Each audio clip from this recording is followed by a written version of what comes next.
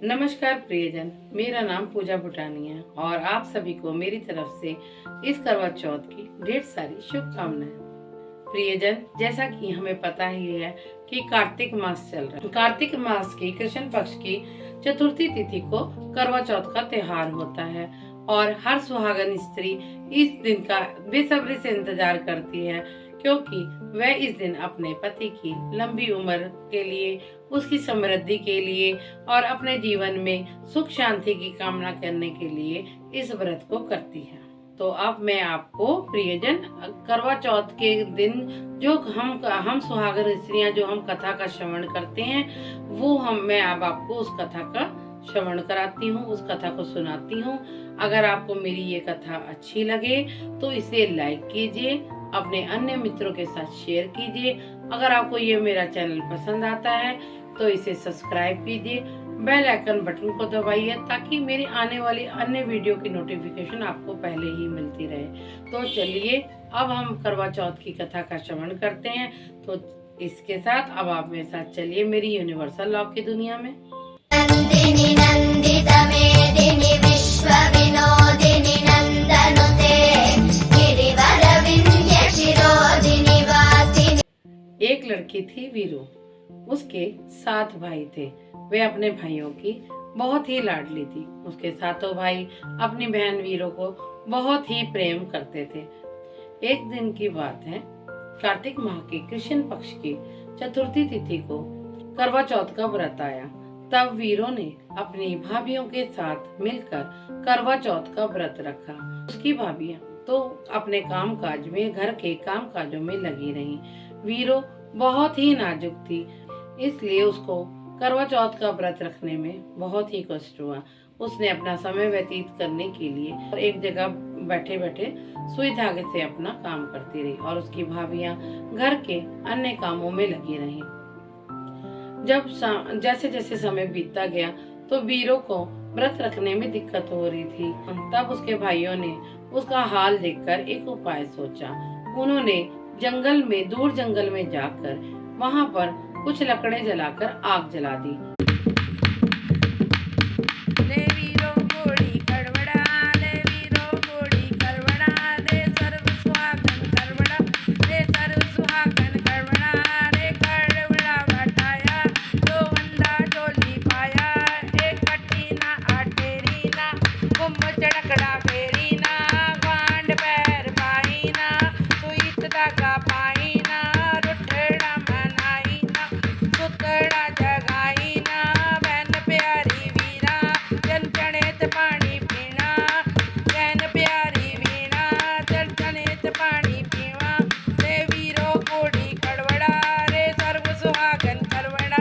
जब भाइयों ने वीरू को बोला कि चलो बहन, चांद निकल आया, अर्घ दे दो और भोजन कर लो, तब वीरू भागी भागी अपनी भाभियों के पास गई और उसने बोला, भाभी चलो, चंद्रमा निकल आया है, हम चंद्रमा को अर्घ देते हैं और भोजन ग्रहण करते हैं। तब भाभियां जो कि जानती थी कि ये सब उनके पतियों की करतूत है, तब उसकी भाभियां कहती हैं, वीरू ये तुम्हारा चांद निकला है, हमारा चांद तो अभी निकलना बाकी है। तब वीरू जो भोली भाली थी, ऐसा सुनकर उस नकली चांद को ही अर्घ दे देती है और अपने व्रत को तोड़ देती है।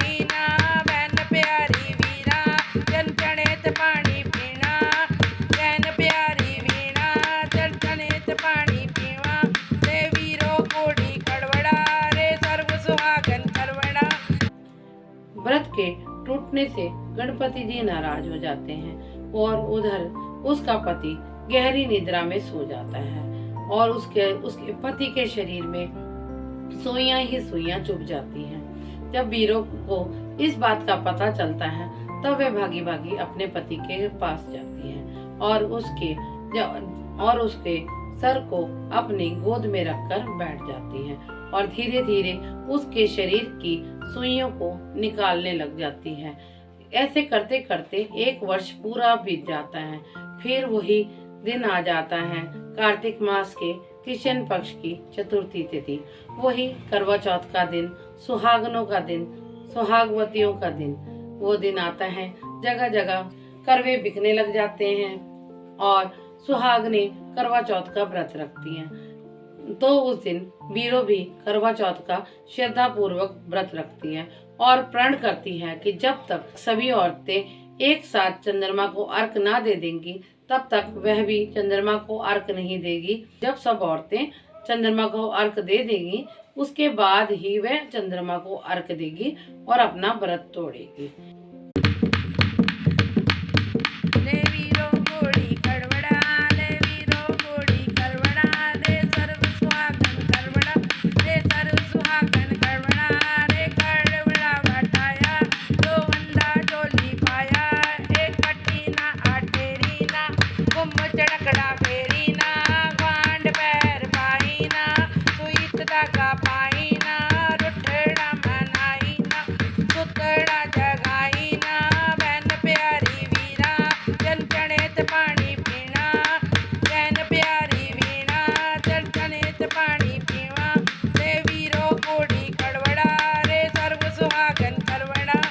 इसके बाद वह राजा की श्रद्धा पूर्वक सुइयां निकालने लग जाती हैं और कुछ समय बाद जब पूजा का समय आता है तो वे करवा पूजने जाने लगती है और राजा को दासी के पास छोड़ जाती है। जब रानी की वह करवा चौथ की पूजा समाप्त होती है तो इधर जो दासी होती है वह राजा की आखिरी सुई निकाल देती है और राजा होश में आ जाता है और दासी को ही रानी समझने लगता है।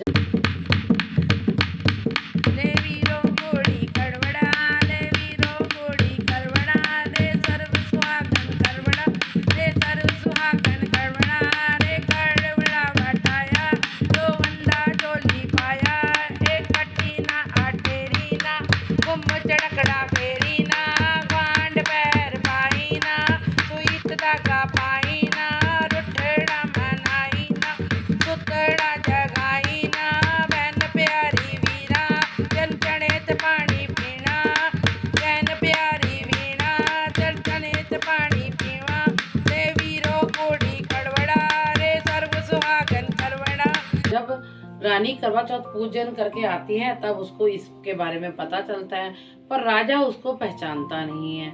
वह दासी को ही रानी समझ के उसके साथ रहने लगता है। जो दासी थी वो रानी बन गई, जो रानी थी वो दासी बन गई। यानी जो बोली थी वो रानी बन गई और जो रानी थी वो बोली बन गई। इस तरह कुछ समय व्यतीत हो गया और रानी थी जो उस समय दासी बन के रह रही थी, वो दुखी मन से रहने लगी। एक दिन राजा परदेश जाने लगा तो उसने जो दासी थी जो उसके साथ रानी बन के रहने लगी, उससे पूछा कि मैं परदेश जा रहा हूँ, तुम्हारे लिए क्या लाऊं। तो दासी जो रानी बन के राजा के साथ रह रही थी, उसने खूब हार श्रृंगार मंगाए, आभूषण मंगाए और राजा से ये सब चीज लाने के लिए कहा। तब राजा ने दासी से पूछा जो असल में रानी ही थी। तब राजा ने उससे पूछा कि मैं बताओ मैं तुम्हारे लिए क्या लेकर आऊं। तब उसने राजा से 2 गुड़ियां लाने के लिए बोला।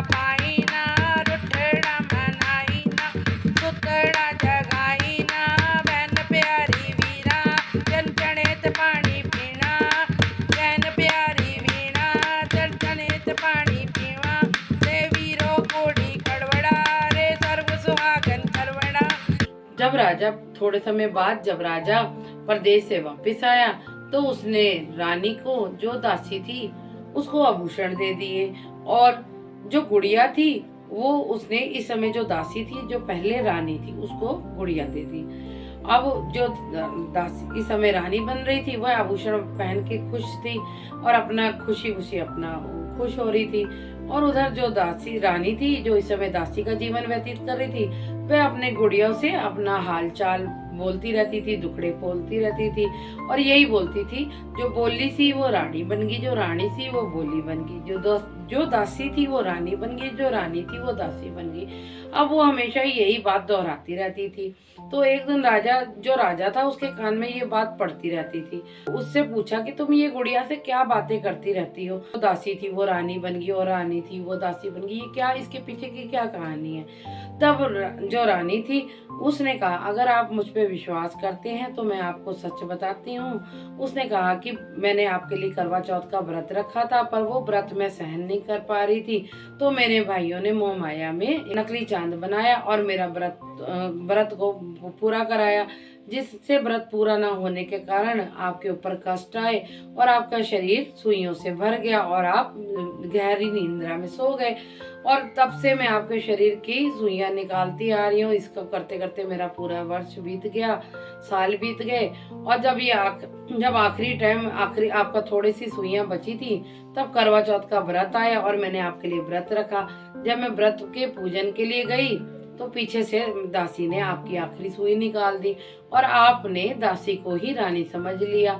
और मैं तब से रानी जो दासी थी वो आपके साथ रानी बन के रह रही है और मैं आपकी असल रानी हूँ जो आपकी दासी बन के रह रही हूँ। इस तरह जब रानी ने राजा को सारी कहानी बताई, तब राजा समझ गया कि ये दासी नहीं, ये तो मेरी असली रानी है और उसने रानी को गले से लगा लिया।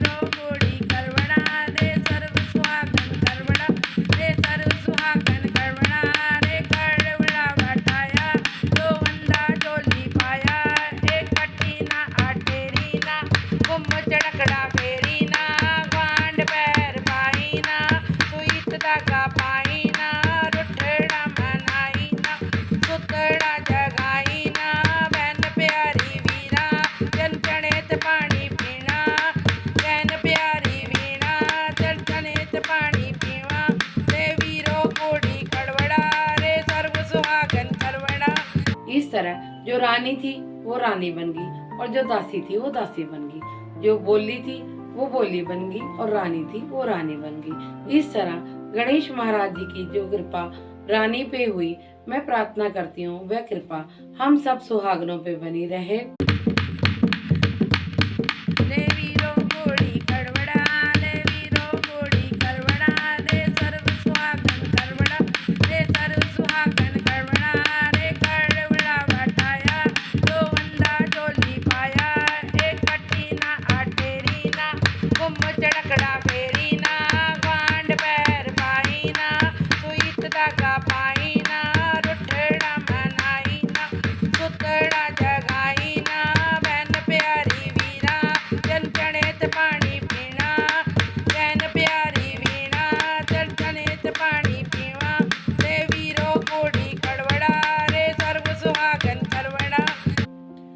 अब मेरी प्यारी प्यारी बहनों के हाथों में उनकी थालियां आ गई होंगी, तो अपनी थालियों को प्यार से चूमिए। वार वरते अज हुआ शुभ वार, सुहाग रानी दा सुहाग भाग, तुझ नाल पुत नाल रिजक नाल भाग नाल, जैसा राज वैसा भाग। अब सभी सुहागन बहनें अपने हाथ में जल लेके अपना बयामन से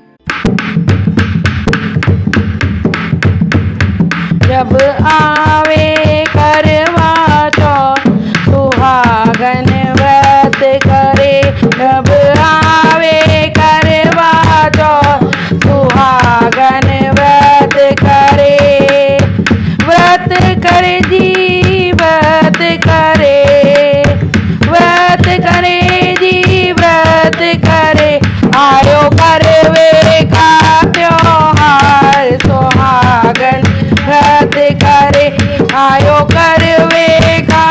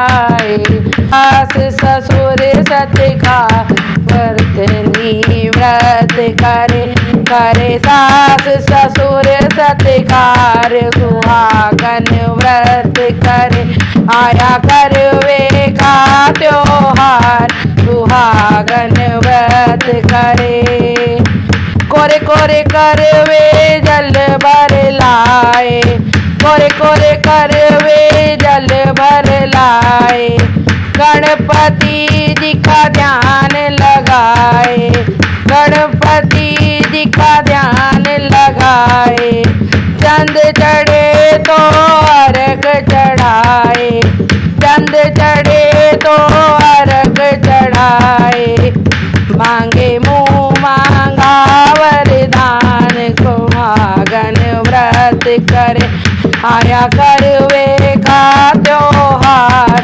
सुहागन व्रत करे हो जाए भव से पार सुहागन व्रत करे तो हो जाए भव से पार सुहागन व्रत करे आया करवे का त्योहार सुहागन व्रत करे आया करवे का त्योहार सुहागन व्रत करे। तो प्रियजन, अब मैं अपनी कथा को यही विश्राम देती हूँ और आपसे मिलती हूँ अन्य वीडियो में। हम बस गणेश जी महाराज से यही प्रार्थना करती हूँ कि जैसे उन्होंने वीरो बहन पर अपनी कृपा करी और उसके सुहाग को लंबी उम्र बख्शी, वैसे ही वह हमारे सुहाग पर भी अपनी कृपा बनाए रखें। इसी के साथ मैं अब आपसे विदा लेती हूँ।